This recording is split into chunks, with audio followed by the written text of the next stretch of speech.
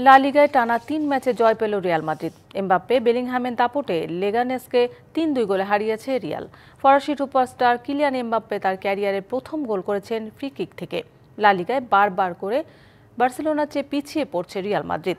গেল রাতেও পয়েন্ট খোয়াতে বসেছিল রিয়াল। ম্যাচের ৩২ মিনিটে অবশ্য ঘরের মাঠে এমবাপ্পের পেনাল্টিতে লিড পায় মাইটি মাদ্রিদ। এই ম্যাচে ফার্স্ট হাফ শেষ হওয়ার আগেই সমতায় ফিরে লিডও পেয়ে যায় লেগানেস।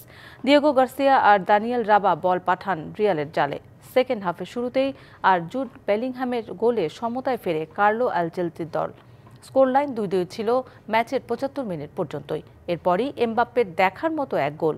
ডিরেক্ট ফ্রিকিক না হলেও দেখার মতো এক গোল করে দলের জয় নিশ্চিত করেন এমবাপ্পে। জিতে বার্সার সমান পয়েন্ট পেলেও এক ম্যাচ বেশি খেলেছে রিয়াল।